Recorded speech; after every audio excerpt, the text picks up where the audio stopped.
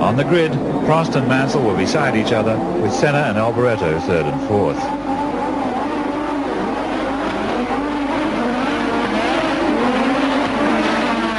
Prost led away, followed by Senna, Mansell, Piquet, Alboreto and Berger.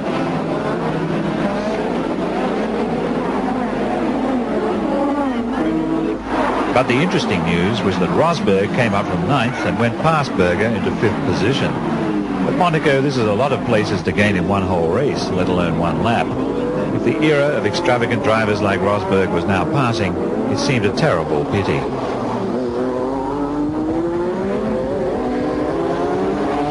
Jones's Lola and Strepp's Tyrrell came into contact at the back. Facing into the traffic, Jones waved delightedly at passing cars who would be forced to continue the race. Palmer's Zach speed almost wiped out a Marshall. Jones headed back to the hotel to crack a tinny and watch the race on television. The Brabham's lack of employable grunts seeming to matter less here, Patrese took Berger's Benetton for sixth place. Rosberg, the old street fighter, harried Alboreto's Ferrari, which was in fourth place. In brilliant form, with plenty of curbs to bounce off, Rosberg caught up and squeezed by.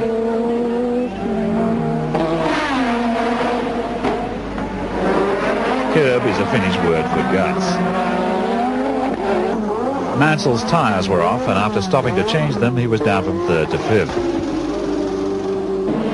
Rosberg, having inherited third place from Mansell, now had Senna in his sights.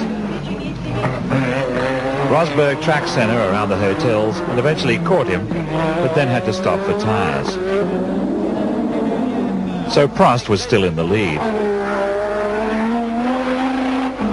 After his pit stop, Rosberg closed up on Alboreto all over again. He went past in almost the same spot as before, which looked like a replay. Prost now stopped for tyres. This led Senna into the lead. Alboreto's Ferrari gave up, giving all the Italians present a chance to catch an early train.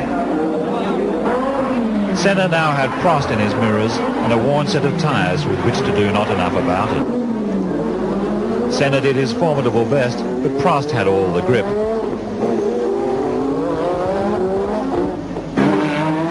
The Brazilian said goodbye and went in to get some new rubber of his own.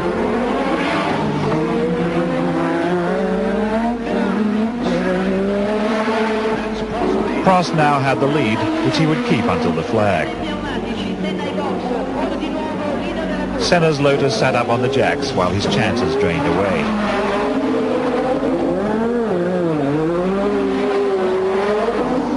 Prost's McLaren hummed calmly on. Less calmly, but fun to watch, Rosberg made it 1-2 for McLaren, just the way things used to be. Senna had to be content with third. So the race was running out in good order. Unless something went wrong, it was all over. It went wrong for Patrick Tambay, whose Lola did a barrel roll at head height and returned to earth in the form of junk, from which Tambay unbelievably emerged intact.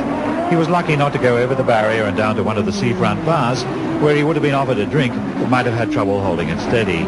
Here was a reminder that even Monaco is a Grand Prix race, and that the grand prize can carry a big price.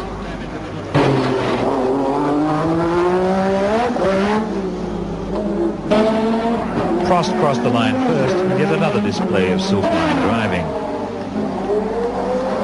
Jackie Ickx waved the flag, no doubt wondering why it had not rained this year. And if you wonder where Piquet was, he was down at 7th, off form and out of the points. On the dais, Rosberg spurted the bubbly all over one of the palace guards, for whom this must have constituted the biggest danger he would ever be called upon to face. A quarter of the way through the season, Prost was on top of the championship and Mansell was only 5th.